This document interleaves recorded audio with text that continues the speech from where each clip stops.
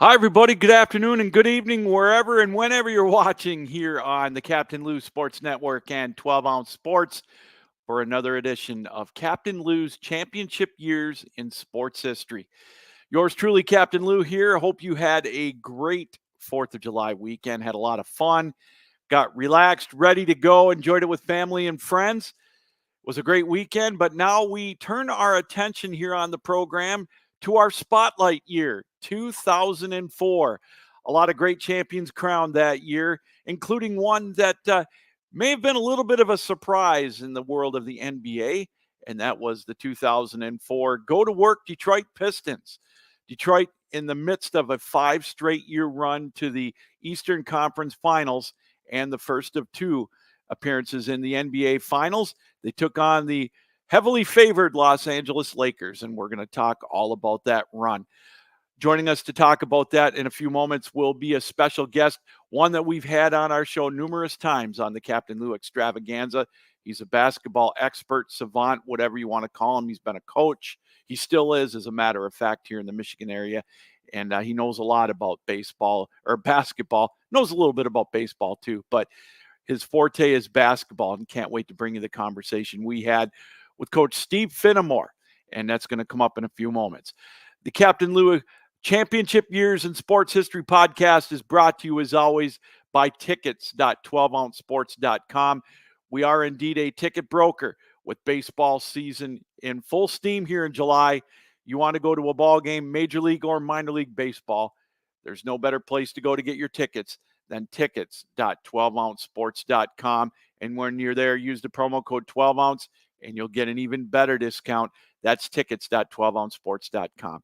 And of course, we are brought to you by the official coffee of the Captain Lou Sports Network and the Captain Lou programming. That, of course, javicoffee.com. Make sure you check them out at javicoffee.com. They've got the best in instant coffee, all the flavors. You can drink it hot or cold. And when you go there, use the promo code Captain Lou at checkout, and you'll get 15% off of your purchase. That is Javi Coffee at javicoffee.com. The 2004 Go to Work Detroit Pistons, they're our spotlight in the month of July here as we spotlight the year 2004 on Captain Lou's championship years in sports history. We're going to take a look at them and a whole lot more with our special guest, Steve Finamore, right after this here on Captain Lou's championship years in sports history on 12 Ounce Sports and the Captain Lou Sports Network on YouTube. Hi, everybody. Captain Lou here from 12 Ounce Sports and, of course, the Captain Lou Extravaganza and Captain Lou's championship years in sports history. Hey, if you're like me, you love to go to ball games, baseball, football, basketball, whatever, minor league baseball, especially this summer. There's nothing better than a Saturday night game, major league or minor league baseball, Sunday afternoon. I've got the place for you to go to get those tickets for those games. Tickets.12ouncesports.com. We are a ticket broker, which means we don't charge you the exorbitant fees that you might see on some of those other secondary markets. Hey, if there's a concert you want to go to this summer, tickets.12ouncesports.com. Use the promo code 12ounce as well, and you'll get a better discount. Tickets.12ouncesports.com. It's that simple. Can't say it enough. For the best prices on tickets this summer, make sure you go to tickets.12ouncesports.com. Welcome back to Captain Lou's championship years in sports history here on the Captain Lou Sports Network and, of course, 12 Ounce Sports. And with it being July of 2024, how we do it here on the program is we pick a different year each month, as we mentioned. So we're going to go to 2004, and we thought we would talk about the Go to Work Detroit Pistons, who, gosh, it's hard to believe it's been 20 years since they won that world championship. As we thought we would bring in a guest of the program. You've heard him on the Captain Lou Extravaganza talking NBA and college hoops, always full of knowledge. It's such a great time when we can have him on. The coach, Steve Finamore. Steve, welcome to the show. How are you? Hey, Lou, I'm doing great, man. It's a pleasure to be here and looking forward to chatting about the Pistons from 2004 with you. Yeah, it was an interesting year that year. Obviously, it wasn't a team that was a dominant team in the regular season, but I want to go back to the year before that, Steve, as in 2003, in the playoffs. They finished that year, I believe they were 52-30. And the one stat that, well, there was two things that stood out to me about that year. Obviously, they had the lowest record or the worst record of a number one seed since I think the Portland Trail Blazers of 77. And they also, in that year, in that final year, was the only year that two old ABA teams made it to the finals, the Spurs and the Nets. And just a couple of crazy stats from that year. Yeah, that was a weird year. A couple of things stood out to me when you and I had mentioned this a few nights ago. I went back, obviously did a little research to refresh my memory, and I just remember, the Pistons getting rid of their coach, and the Nets swept them in the playoffs, I believe, right? Yeah, they did. That was it was funny I think they had the Bucks in the opening round of that playoff, if I'm not mistaken, and they almost, or no, I beg your pardon. It was the Orlando Magic went up 3-2 on Detroit, and they were talking like the series was over, and Detroit stunned them in that 7 games. And then, of course, like you said, Detroit got swept, and then, Rick Carlisle got shown the door right after that. It was kind of crazy, and he ended up in Indianapolis or Indiana. That was amazing. I remember watching Rick Carlisle coach those teams, and Carlisle's turned into a really good coach. He was a solid player. Just everything is about doing the right things and not really kissing anybody's behind. Mm-hmm. But when you talk about the playoffs, the Nets were really good too. They had Jason Kidd, Richard Jefferson, Kenyon Martin, and those guys, and that was a great series. But the next year, like you say, 2004 was awesome, man. That season, and Larry Brown, of course, we all know, took over for Detroit, and he got fired as well, I think by the 76ers, if I'm not mistaken. So it's crazy, kind of deja vu all over again with the Pistons at 24, 25 or whatever, getting another coach that just got fired from a team earlier this year. So it's set up for an interesting offseason. And Steve, a cool thing looking back on it, some of the players on that 03 team for Detroit included Danny Manning. And of course, he retired right after that year, but I forgot he was on that Pistons team. Yeah, it's funny the way these guys change teams today. Everyone talks about how they jump from team to team. They used to do that a lot back in the day too. People, with no social media and 24-hour sports round the clock. Sometimes a guy changes teams. You never really heard about it until you look back. You're like, wow, Danny Manning was on that team, and I was looking at that 2004 team. Darvin Ham was on that Pistons team. Yeah, and we all know it just happened to Darvin Ham, in LA. But yeah, I was looking at the roster too. Pepe Sanchez was on that Pistons team. Remember Pepe Sanchez? Oh, I sure do. There's some crazy names, eh? Yeah, no doubt about it. So we get to the we get to the 2003-2004 season, for the Pistons, and you talk about some of the names they had. They had Bob Sura that got traded to Detroit, and of course he ended up later on that year getting traded to in the part of that Rasheed Wallace trade, and about the trade deadline. And Detroit started out pretty good that year. And then they kind of went through that lull. They started out hot, then they kind of did the dive there around the holidays. And, it was an interesting year. They, they had the pieces, Chauncey Billups, Richard Hamilton, and all that. But they ended up third in at the end of the year. But boy, oh boy, what a difference that trade made. It was such an interesting way they got Rasheed Wallace. Because remember, he played, what did he play? 1 game for Atlanta?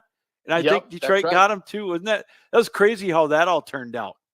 That turned their season around. Oh. I mean, I know they were cruising along, and like you said, they hit a bump in the road. They lost a couple of games, and then even when they picked up Wallace, I remember them losing their first game or second game, 2 games in a row they lost, and then they just turned it around. I saw a stat where they won 16 of their last 19 to finish the season.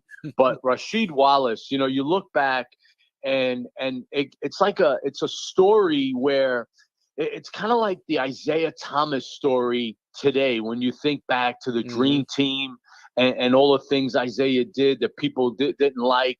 But you really look back and you're like, wow, man, how instrumental was Rasheed Wallace to that team? Because I think Mehmet Okur was the starter when he, when they Yeah. got Wallace, and then they inserted Wallace in there, and he just brought, what he brought to that team, man. He brought another piece of toughness that they really needed up front. I never thought Okur was that tough, where he can push them through, but once they got Wallace, Lou, it was all over. And I think something that also to me, Steve, about Rasheed Wallace, yeah, he was a tough guy. He was smart, a very, very Yes, smart very basketball smart. player, and I know he wanted to get into coaching, and I think he did, after retirement, and just a very brilliant guy out there, and mentally and physically. Yeah. Oh, no doubt about it. I mean, playing in North Carolina for 2 years, even when he was in Portland all those years, you know how you can tell if a guy has a high basketball IQ, Lou, if you're really looking close at a game, if you're at a game especially, watch them on defense when they're off the ball, when their man doesn't have the ball. If they're in the proper position, if they're communicating, like there's one thing about Draymond Green that I noticed, even when he was at Michigan State, is when I first noticed it. Mm-hmm. He was awesome. He was like a traffic cop in Times Square in New York City, directing traffic. He always knew where guys needed to be. He told guys where to go. That's the mark of a guy with a high IQ. Yeah. Oh, and again, he could get under the skin. I know it cost him a couple of games, being suspended or, with the technicals and whatnot. But boy, oh boy, you're Yeah. right. He definitely was the difference maker in that team. Couple of interesting things, Steve, before we get into the Pistons run, going into the playoffs that year, or two teams that didn't make the playoffs were the Portland Trailblazers and the Utah Jazz. Wow. Significant to that Yep. ended, I think, 21 straight years that the Blazers made the playoffs, and Utah was 20. And Wow. just incredible runs. You hear about the Red Wings with their 25 years in a row and all that. In my hat's off to those two teams. That's hard to do in the NBA. No, it is, and who went through that too, and they're hoping to get back, and I think they will get back soon. Is the San Antonio Spurs? Yeah.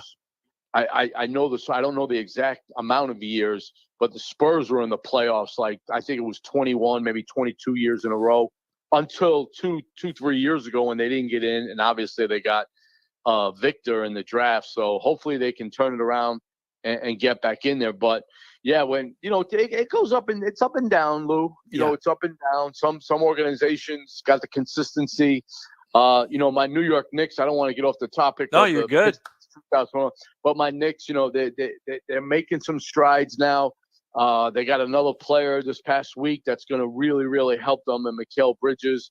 And the one thing I hope, though, I hope they get rid of Julius Randle somehow, because I just don't think he is going to be a guy that keeps them going, pushes them through, gets them to the next level. There's something about Randle. Lou, I have a list of players in the NBA that they're great scorers, they're great offensive players, they sell tickets, they sell jerseys, they may have a signature shoe, they do commercials, but they're missing the winning DNA. Yeah. And there's, I have a group of those guys that I've written down. Actually, I put it on a card somewhere. And yesterday, Paul George, or today, he's on that list. He's one of those guys.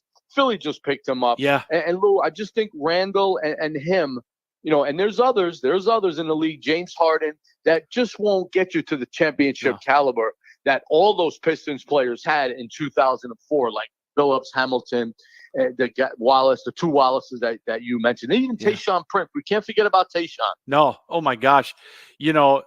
Obviously, that block that will live in infamy against Reggie Miller in the final. And everybody forgets about that, about that Indiana Pacers team, Steve. They won 61 games that year. They were the number one seed. But before we get to that, they got to the, obviously I mentioned they played the Bucks. I think they lost game 2 at home, but this was the year they went to 7 games for the opening round. And then they played the Nets in that rematch. And, Yeah. you know, they won the first two, but then lost 3 straight. Remember that triple overtime game they lost at the Palace? Well, Yeah. That oh yeah. boy. That's when they had the 2-3-2 format, right? Yes, yes. Or I know they had it in the finals, but I remember the Nets being up 3-2, and then the Pistons won the last two. But speaking of that, I remember one of those games that I watched. I probably watched them all, but I remember one game. Lou, I was thinking about it today. The one thing that stood out, and it's got nothing to do with winning, but that announcer, the public address Oh, announcer at the Palace, yeah. when I watched that last game and he did the starting lineup for the Pistons, Lou, I forgot about the chills that it used Oh, to give me just listening to him announcing the players coming out on the court. And you just knew it, man, that the Pistons were going to win that night in Game 7. oh yeah. You know, and it's so funny is they went they gave up 75 and 69 points in those Yep. last two games against the Yep. Nets. Holy cow. And you know, obviously we could spend an hour talking about how it's different now 20 years later, but you know, that was so crazy. And then of course, you know, we talk about you know, I think they held Jason Kidd scoreless in game 7 of They that. did. Holy They did. man. And They did. I remember that. Kid was getting a lot of criticism in the paper, in the New York paper the next day. Could you imagine if social media was as relevant as it is today, and a kid like Kid, and I don't even know what the social media situation was back then in 2004. If there really was, maybe there was Facebook and I don't even know. There MySpace wasn't. or something. But there was no sports talk shows the next day criticizing guys like they do today. I mean, it's incredible. God, if you have a bad game, if you have a bad shooting game today, they go bananas. These people, all they do is just throw darts at athletes now. And I say to myself, wait a minute, can a basketball player have a poor shooting night one day? What's the big deal? There's no such thing. There's no patience in sports. None. For anything, for winning, for a bad None, night. Lou. It's all, everybody's got amnesia, and it sickens me to watch it. You know, it's like, you know, I watch, you know, I'm a big hockey guy, and they're vilifying Steve Yzerman because he doesn't, you know, he didn't get the big names. It's like they want to win now, and you just can't do it. But you know, I don't mean to digress, but that's, you know, no, but that's okay. But Lou, now that you mentioned hockey, I watched Game 7 the other night with Edmonton in Florida. Hey, Lou, I'm telling you right now, I'm a basketball guy first. Yeah. There is nothing in the sports world as good as a Game 7 in a hockey playoffs. There's nothing, Lou. Oh, boy. And it was quite the game. It was so much fun to watch. That's for sure. So, Lou, yeah. Those last 3-4 minutes were amazing. Oh, they were. Keep you right on the edge of your seat. So we talk about playing Indiana in that semifinal. And, you know, again, if you'd have told me that would have been the last, you know, big push for the Pacers, I'd have said you're crazy. I mean, you know, Reggie Miller had a great career. You know, he's a great basketball mind. You know, they beat them in a 6-game series. Again, another defensive series. That was the tone of the playoffs back then for the Pistons, for sure. Yeah, it was. I remember that too when it was 4-2. I think, like you said, Indiana's record during the season. But Wallace, you know, like I said, he was a main factor. I mean, Jermaine O'Neal was okay. Yeah. Meta World Peace was on that team, I believe. Jamel Tinsley was their point guard, but that was a great series. But that block, you know, there's always one or two things. There's always one or two things that stand out from a series from years ago. And like you said, the block was amazing. It was just, and the way they played defense on the Indiana in that series, and like they did against everyone. And everyone knows Larry Brown's mantra was play the right way. And that's what they did. But when Prince came, and Reggie Miller, like most guys would dunk that ball, that fast break that he had. But obviously at his age, he probably wasn't going to dunk. He probably wouldn't even dunk it in his younger days. But most guys dunked that. And he went up and just tried to lay it off the backboard. And Prince just came out of nowhere. And, you know, I look at these scores of that series. Okay. And the highest scoring game, Detroit had 85 in game 3. And they won, they won game 6, 69-65, and they won game 1, or they lost, or they won game 2, 72-67. My goodness, now that's a halftime score in some of these games. It's again, it's just such a different mindset back then. Could you imagine today? I keep referring to sports talk radio, Yeah, podcasters, social media. Could you imagine how fans and hosts would be roasting both of those teams if that was our championship that we had a couple of weeks ago with Boston? Could you imagine how people would be criticized? People would be saying, I remember, Lou, when the Spurs, I think, played the Cavaliers in the finals. And I remember people saying how boring it was because, the scores were low. People never really bought into the Spurs, with the guys they had. They said they were boring, but they were so fundamentally sound. And I just said to myself, no, you guys have it all wrong. So with those amount of points that were being scored, could you imagine, what it would be like today with everyone talking about it? Oh, I know. It's absolutely, it's incredible to think about it's just amazing. We're joined by Steve Finamore, our NBA expert historian. Always great conversation talking basketball with Steve. Now we get to the finals. Obviously, they were underdogs going against the Lakers. They had such a dynasty back then with Shaquille and Kobe, and then of course they picked up Gary Payton and Karl Malone, and that was supposed to be their run to get their title. And one of the stats that stood out to me in that series was game 2 when they did beat Detroit. The assist leader in that game was Luke Walton, who ended up being a coach for a while, after his playing career. Just a crazy stat that I found. I thought was kind of interesting. Hey, speaking of game 2, if you remember, the Pistons had a 3-point lead with 10 seconds left. Oh boy. And there's a late game situation that I follow closely. I actually used to track it for a couple of years, and we call it the foul or defend situation. Yes. And what that is, for listeners who maybe not know what that is, but when you're on defense and you're up by 3 points and the other team has the ball, obviously, do you foul them to send them to the line to stop them from shooting a 3 and tying the game? Now, the Pistons, at the time, no one probably even gave it a thought.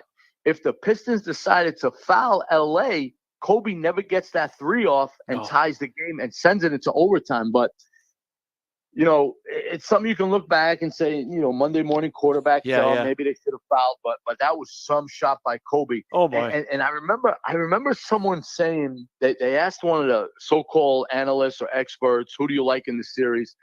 And he said something along the lines of, the Lakers in 4, the Pistons can't score.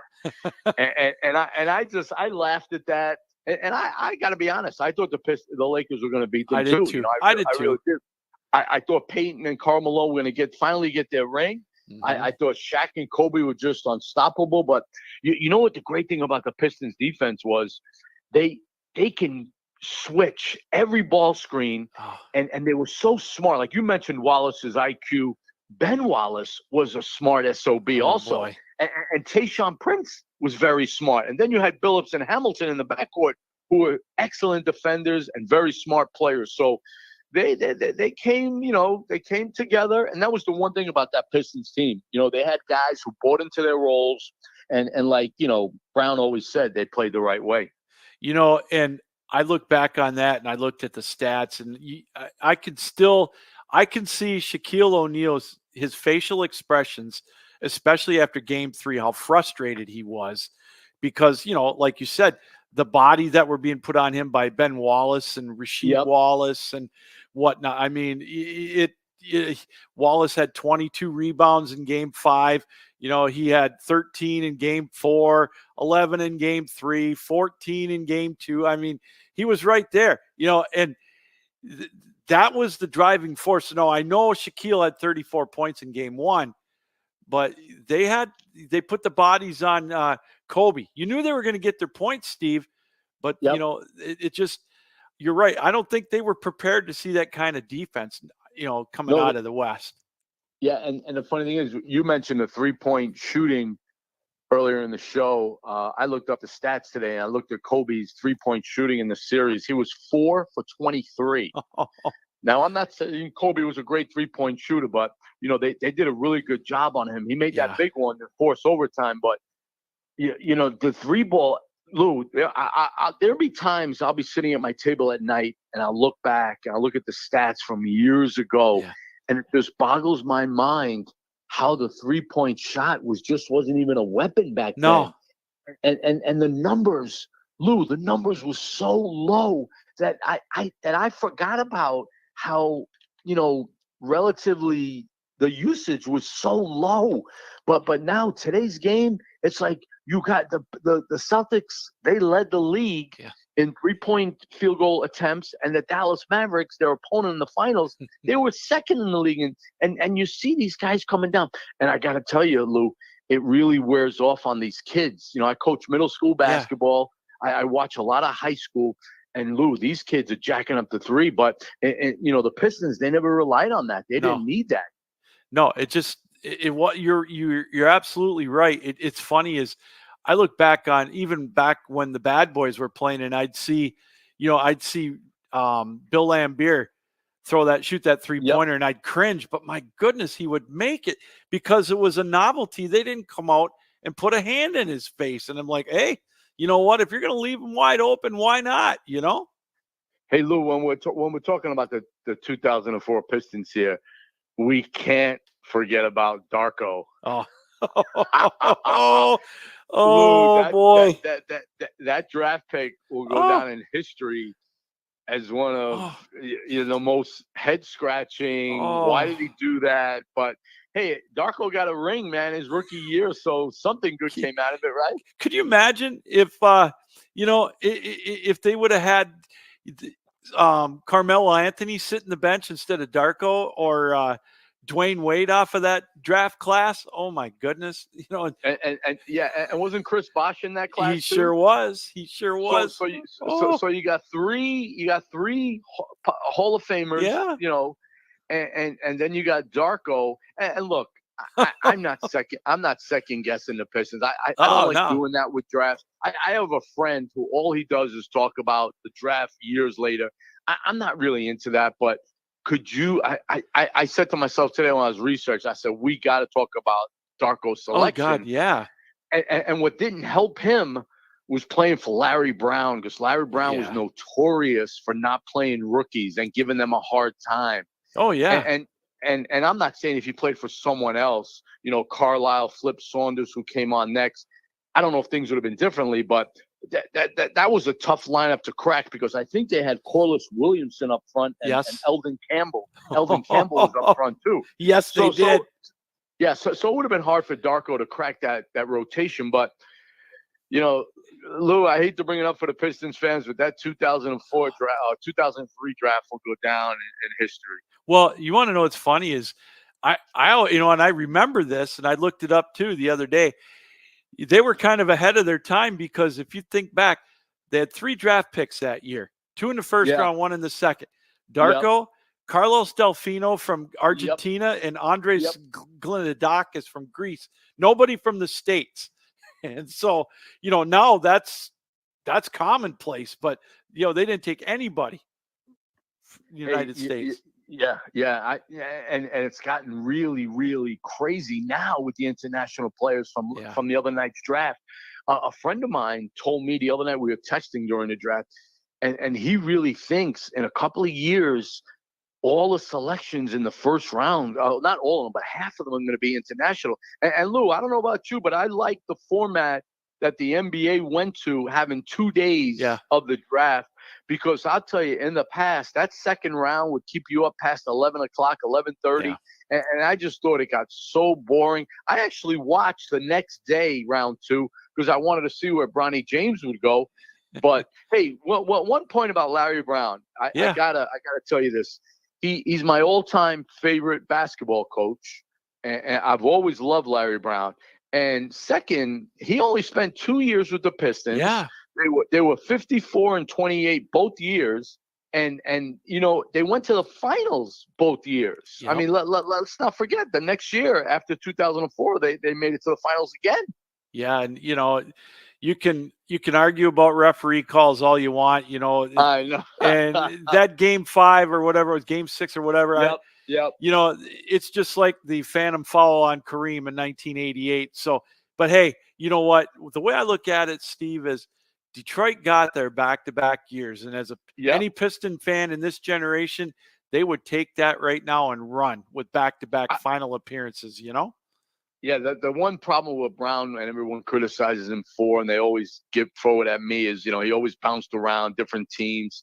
And I'll never forget when he went to the Knicks the next year. I was so excited. Yeah. And I was actually working in New York. I was coaching at St. Peter's College, and I actually got a chance to go to one of his practices. Oh, wow. And I tell you what, Lou, I was in heaven. I couldn't believe it. I was watching my idol out there, and I got a chance to talk to him. And you just think back, and you're like, wow, man, 2 years in Detroit, 54 and 28, both years. Finals appearances, one championship, of course. Yeah. And it's just amazing. Like, and Lou, listen, you can say all you want from the outside. Oh, it's easy to coach this team. It's easy to coach that team. It is so hard. I mean, you look at the Los Angeles Lakers right now. Oh. What Darvin Ham had to go through, what Monty Williams had to go through. This isn't easy, man. This is not easy. This is hard. Coaching is hard, especially at that level. But Larry Brown went in there with all those personalities. And then when I really think the North Carolina connection with Rasheed Wallace and Larry Brown, I think that really helped them too, because I think Wallace really, really respected Larry Brown. So I got to ask you a question. I know we're going to get off topic real quick with this question, but I got to ask you this about right now with the Lakers. Okay. They drafted Bronny James, and they get all this with JJ Redick and whatnot. It just, to me, this to me is kind of a slap in the face to Laker history. And I'll tell you why. It's because this is like a nostalgic season. And to me, they're not playing for a championship. Maybe I'm wrong, but I just think guys like Kareem and Magic, and God rest his soul, Jerry West, they got to be, this did not seem like a draft to build them a championship. I think they're placating them, and it's almost like, they're playing to put asses in the seats. Am I wrong here? This is really, it's a broad topic. And you just mentioned a couple of Laker greats. Let's not forget about how is Kobe Bryant feeling about this right now. But Lou, this is how. Look, I'm gonna go down the middle here, Lou. And my wife hates when I do this, but no, I see things from both sides. Okay. I really, really do. I see the argument from both sides. I'm not leaning towards one over the other, but here's the thing, Lou, and I meant to do this the past 2 nights. I'm sitting here at my table. I meant to go back to every draft in the last 10 years and see who the number 55 pick was in the draft, and see if they made any kind of impact, if they played. And I just want to say, I watched Bronny James play 4 times last year. 4 times I watched him play. And I really enjoyed watching him play. Okay. He shared his number one passion is sharing the ball. He comes down and he looks to distribute the ball. Okay. Here's my things, Lou. Number 2, he's gonna be a 12th man, if that. And he'll be in the G League often. He'll be playing in the G League for sure. Now, my thing is LeBron going to give JJ Redick, heat for putting him in the game? Now, then I think that becomes a problem, because there's guys like, you got a guy like Max Christie on the bench, and there's a couple other guys that play his position probably. How is that going to look? You know what I mean? So I think LeBron James has earned enough equity to have a little bit of say in this. I really do, man. Okay. Because I don't. All right. I know LeBron gets a lot of heat. I know he gets a lot of accolades. But Lou, what this guy has done for the game, man, is just incredible. So I get it from both sides, Lou. I really do. Fair enough. That's I totally get it. I look at it as a legacy pick, but you bring up some fair points. It's you know what? That's a great idea. I think I'm going to do that too tonight when we're done. When I'm sitting on the couch watching TV with my wife, I'll go on my computer and look at those 50 picks from the last decade. That'll be yeah. And Lou, here's another thing with nepotism. I hear that a lot oh boy. the last couple of nights. But see, here's the thing. Coaches do the same exact thing. Yes. And no one says anything. Like the late Wes Unseld, when he was a coach, he hired his son. Mm-hmm. Bernie Bickerstaff hired his son, J.B. Bickerstaff. Yep. Now, those are just two off the top of my head that I can think of. Now, but like it happens in college. Phil Martelli hired his son. You know what I mean? Yeah. It happens. Coaches hire their sons. Yeah. So this is almost like the Lakers hiring LeBron's son. You know what I mean? There you go. So I definitely don't buy into the nepotism. And people are mentioning it, but look, like I said, Lou, I think LeBron earned a right to have a say, and I'm really hoping that JJ does well, because I really like JJ Redick. I'm gonna miss him on the telecast because I think he brings a lot to the game. And I hope he does well. I hope he doesn't. I think he might turn into a Steve Nash type, though. So we got to be careful about that. Well, it definitely will. He'll definitely have the spotlight. Everybody in the world will be watching him. Let's go ahead. Yeah, but I mean, Lou, let's not forget, when you talk about no experience, Doc Rivers and Jason Kidd had no experience, and they both got head coaching jobs. So it's been done before, and Steve Nash obviously, but. We'll see. Let's see what happens. And I'll say this last thing that I've got about JJ, and a guy that I like to listen to, that I'm sure you listened to back in the day in New York on the radio, Mike and the Mad Dog. The Mad Dog, yep. He said that whenever he was on the set with Stephen A. with JJ Redick, he said he never met a smarter basketball mind, because he did his homework and he did his, he was X's and O's. He's one of the smartest kids, or I call him a kid, younger guys coming up. So he thinks, that, and that says a lot. He's outspoken, but if you're smart, I mean, that's got to lend something. His podcast is gold. I listened to every episode he had, and it was gold. He was with LeBron James. Yeah. I don't know if you heard Mind the Game. I highly recommend it to anyone. If you really want to learn about the ins and outs of the game, I mean, he goes deep. It's not your normal podcast, talk show. Yeah. They talk basketball, X's and O's, and they talk about the mental side of the game and obviously the physical side of it. But they break down plays. They break down philosophies. You want to talk about basketball IQ. Even when Redick played, who thought J.J. Redick was going to last 15 years in the NBA? Wow. You know what I mean? Yeah. It's like, so look, Lou, I hate to say this, but I know I mentioned coaching is hard before, but I don't think it takes a 20-year assistant coaching resume to get a head coaching job. Plus, he played all those years. He's been around a lot of coaches. Let's see what happens and let it all shake out. All right, let's spend a few minutes here talking about, like we promised, about the '84 champion Boston Celtics. Yeah. But you want to know, it's kind of ironic or whatever, is what's that? In '83, remember how they didn't fire him, but Bill Fitch quit because they had a change of ownership with the Celtics back then, and Casey Brown took over. So here we go. Casey Jones. That's right.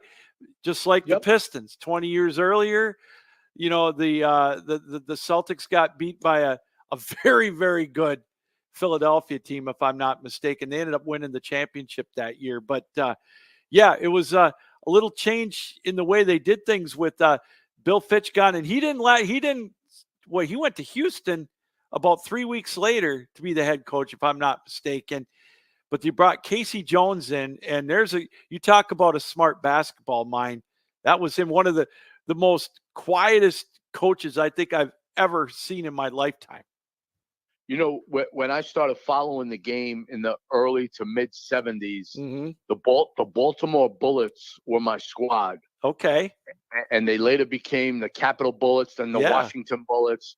And Casey Jones led them. He was the head coach. He led them to the NBA championship, where they lost to the Golden State Warriors in '77. or I believe it was 75 maybe, or 75, 76 maybe, one of those Mm-hmm. years. And Casey, I knew about Casey Jones for years.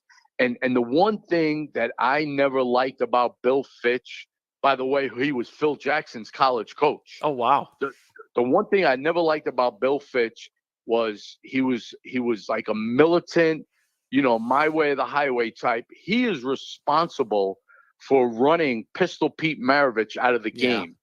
Pistol came back. Pistol got picked up by the Celtics, and he played half a season. And then the following season, he came back, and in training camp, they said, stories have it, Bill Fitch ran him into the ground, verbally abused him. And Pistol Pete said, I don't need this. I'm out of here. And he retired, and he was never heard from again. So when I think of Bill Fitch, I was happy. And like you said, the Sixers team from that year was awesome, man, with Moses Malone and those guys. I mean, they were awesome. But yeah, that '84 team I was talking about the other night with some friends, and that was the year the Celtics picked up Dennis Johnson. If you remember DJ. Oh boy, how could I forget him? He, with the Phoenix Suns, with some of the runs of those teams, like that team was so good, and that obviously they had that epic series against the Lakers that we could talk to in a little bit. But you and I have talked on my previous shows about those Knicks teams in that playoff year, and and that series against the Pistons that the Knicks had in that year when, remember when they had to play at Joe Louis Arena because there was something going on with the Silverdome.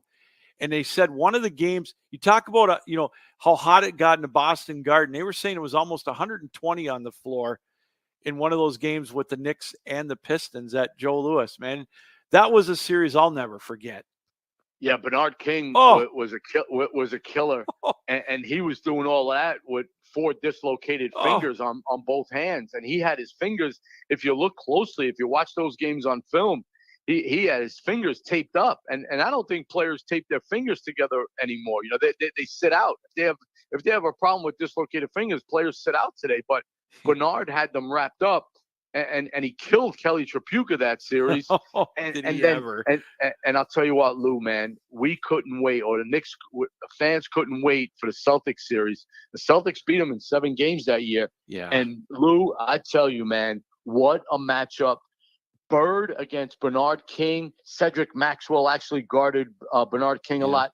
But the Bernard King matchup was one of the greatest forward matchups I've ever seen. And that series went 7-2. But that Celtics team, man, when they struggled with Andrew Toney, the Philadelphia 76ers scorer. So the Celtics had Nate Archibald as their point guard the year before. Mm-hmm. So they needed a guy. They needed a defensive stopper in the backcourt because Danny Ainge wasn't guarding anyone. So they went out and got Dennis Johnson, and he was the guy who helped them, amongst others, immensely with that '84 championship run. Which, by the way, Lou, '84. Here's a little history tidbit. I bought a VCR and a pack of 8 VHS tapes from Kodak. I bought them all in one day at an electronics store in Times Square. I went home that night and I started taping the Lakers Celtics games, the championship, and I had them on tape and I would watch them over and over and over. But of course, I threw them away at some point. But that was the first year I bought a VCR and a VHS.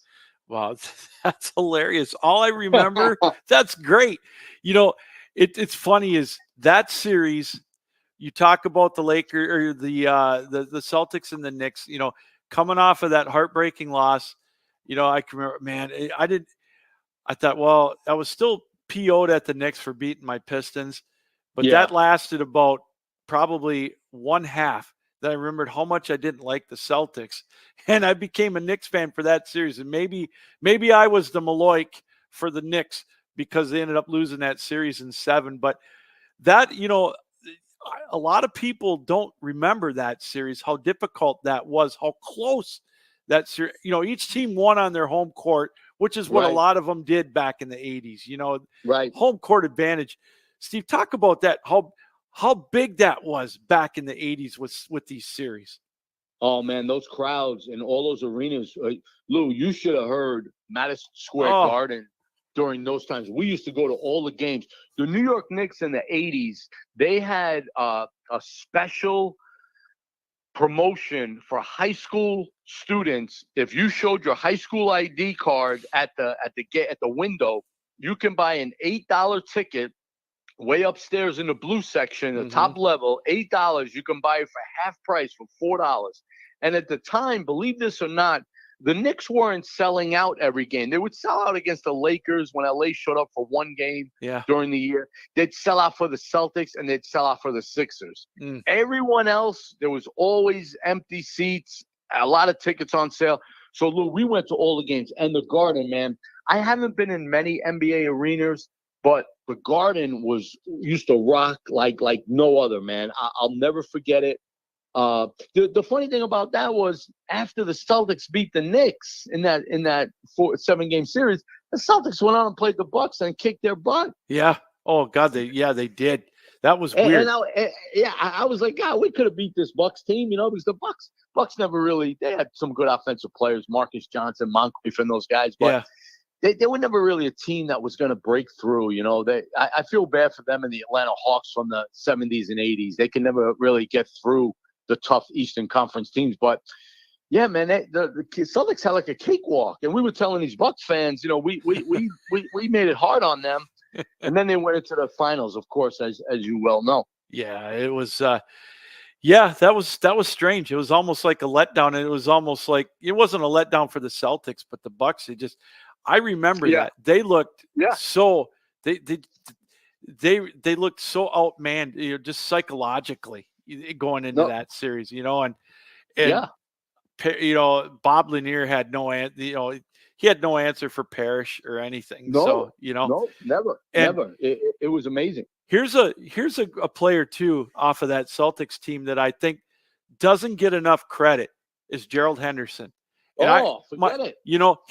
He would get Detroit in some of those later series with some clutch shots, and he led the Celtics a couple of times in assists in the playoffs, especially against the Knicks and the Lakers. Hey, he came off the bench for Boston that year, and I always remember him being a spark plug. And he bought into his role, and he knew, hey, I'm going to be in the game at the end of the game. I don't know what game it was, which number it was against the Lakers in the finals, but do you remember when James Worthy, when the Lakers had a 2-point lead with about 20 seconds left, and the Lakers were bringing the ball up, and Worthy threw the ball away, right? Gerald Henderson stole it and went in for the layup and tied the game. And those are the kind of little things that Henderson did. And he applied a lot of pressure on defense, too. He was a tough little guard, and that really helped him, like you said. Game 3. I just saw it. He stole the James Worthy pass. That was good. 13 seconds left to force overtime. There you go. I'll never forget that. And who hits? Okay, you'll see if you remember this. Who hit the clutch shot with 14 seconds left in overtime? Scotty Wedman. Scotty Wedman. He was some player. He was some shooter. Wow. He was another guy who bought into his role.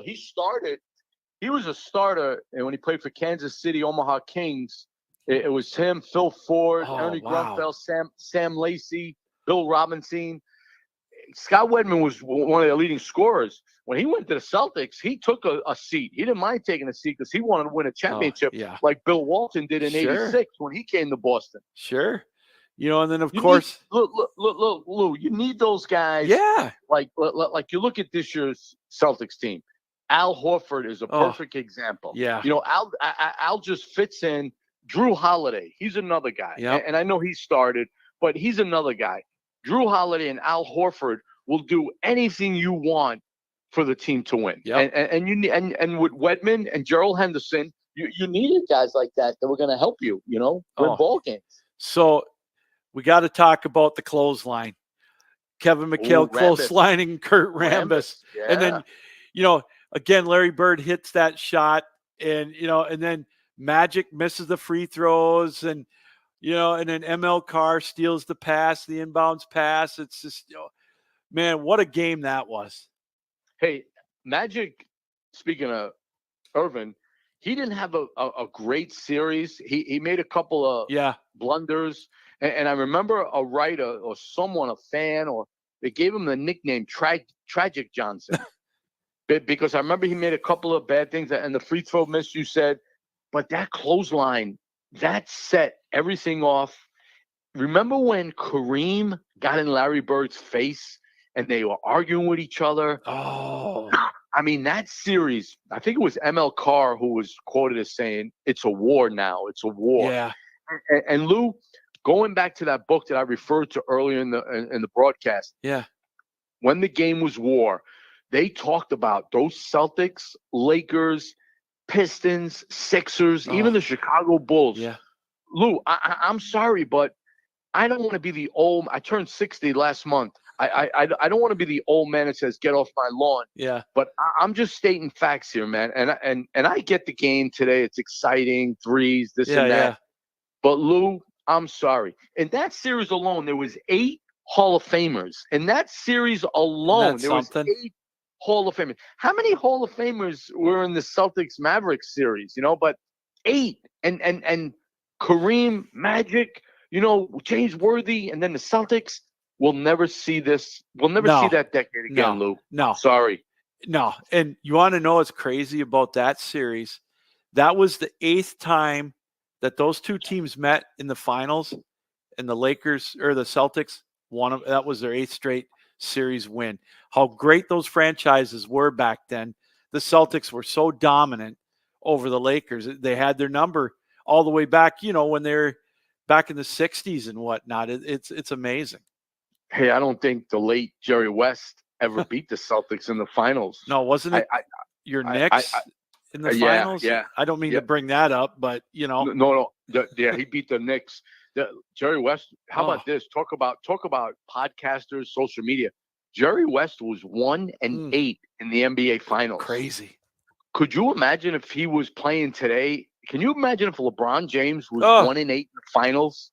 He'd get vilified worse than he already is. It's my crazy. God. And that's the one thing the players didn't have to deal with back then. Yeah. And we don't know how their mental state would be if they had to deal with all that stuff. You know what I mean? Yeah. But yeah, no, it was crazy. It was crazy. And Lou, I love watching the old games. I love going on YouTube. Yeah. The other night, not to get off topic, but the other night I was watching 1986 NCAA tournament, Michigan State against Kansas. Oh, yeah. And I'm watching that game, and I'm like, these guys are like men, grown men. Yeah. Isn't that well, it's again, we could spend an hour talking about this. They don't stay in the college game for more than 2 years if they're halfway decent. They go pro, or now we got the portal, And some guys aren't even coming to college out of high school. That's right. They're going for the Ignite, the G League, overseas. At different times, Lou. Times have changed. I want to wrap it up here. Now you talk about the Celtic team that won it, and I go back. Remember how they built it. Obviously, they had Larry Bird. It's if I'm not mistaken, Steve, he got drafted the year before, but stayed at Indiana State and played his senior year. And then, of course, the Lakers got Magic. But to me, the catalyst, I think, to really get that team going was that trade they made with Golden State. Oh, yeah. To get Robert Parrish. They traded their first pick, which turned out to be Joe Barry Carroll, or Joe Barely Cares, whatever you want to call him. And they ended up drafting Kevin McHale with that draft pick they got in return. My gosh, boy, Red Auerbach looked like he was a genius, but he looked even smarter back then. No, he found a way. Oh, he found a way in 1978 to pick Bird. He chose Bird, and he didn't care if he was going back, but nobody did things like that. No. And he went 6th in the draft, and he went back and played for Indiana State, and we all know how that turned out. Yeah. And then the next year, here's the thing. When I talked to a couple of my friends, we mentioned the fact that people have said this Angel Reese, Caitlin Clark reminds them of Magic and Larry Bird. I said, wait a minute, you're missing one thing here. When Magic was a rookie in LA, he led them to the NBA championship as a rookie. Yeah. Larry Bird's rookie season, Lou, they won 61 games before McHale and Parrish got there. They won 61 games with Bird as a rookie. If you remember, Bird got Rookie of the Year. Yep. And Lou, the year before, Boston only won 29 games. So don't tell me Angel Reese, Caitlin Clark's doing all this, blah, blah, blah. If they're not even they're not even in the playoffs right now. I think one's 8 and one's 9. Yeah, lift your team up, make your teammates better, and then I'll open my eyes and watch. Yeah, I agree with you. I mean, and to me, I don't know. I've gone back and forth on it with them, with her not making the Olympic team or whatever. And in my opinion, getting off topic, I think when you pick an Olympic team, you pick a team that wins. The objective to go to the Olympics to me is to win, not to put eyeballs on your sport. But my other thing with those two is that's an unfair comparison to compare them to Bird and Magic. That puts even more pressure on them because you're right. They're not going to win a championship. Hey, do you see who the WNBA All-Star format is this year? No. The 10 All-Stars are being chosen, and they're going to play the United States Olympic team in the All-Star game. Wow. Okay. So Caitlin Clark and Angel Reese are going to wind up playing the United States team in Phoenix. And that's going to be an interesting game because the girls who make the All-Star team, obviously on the Olympic team, they're going to play for USA. But yeah.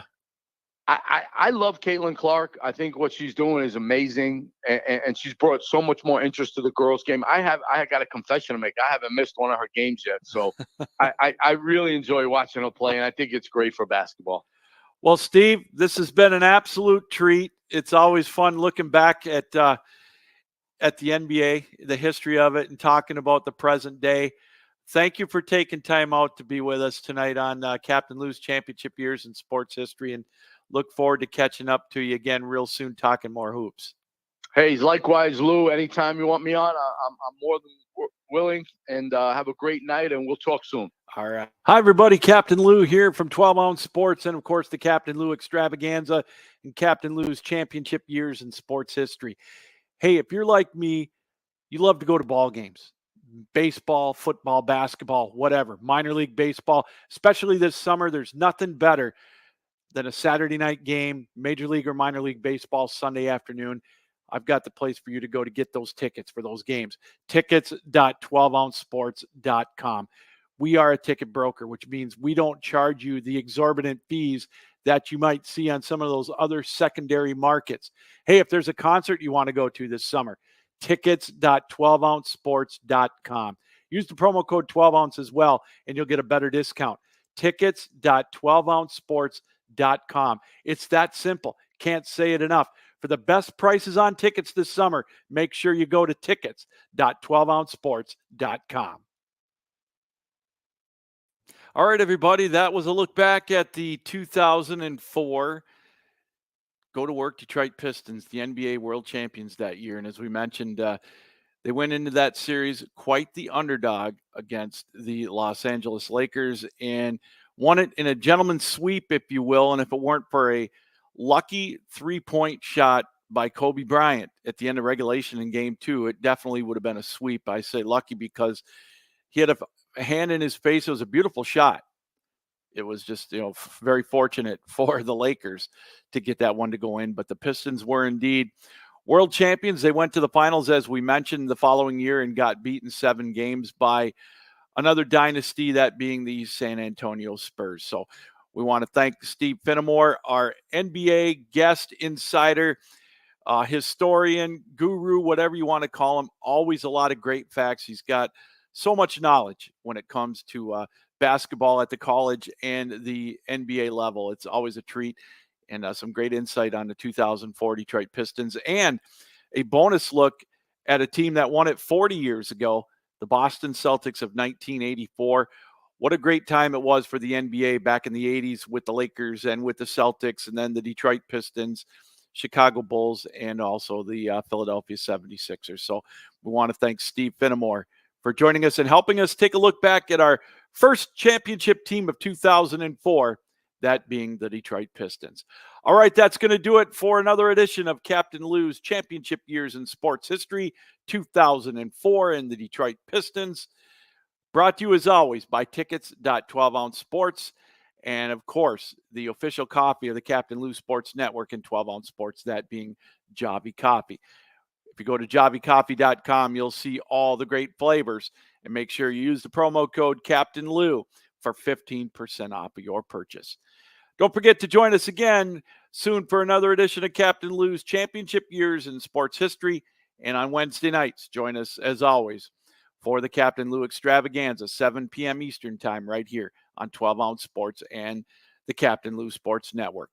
This will be available on Apple Podcast as well, starting in a couple of days, so make sure you look for that. All right, everybody, until next time, Captain Lou saying keep your heads up, keep your sticks down, keep your feet moving, and as always, keep your minds open.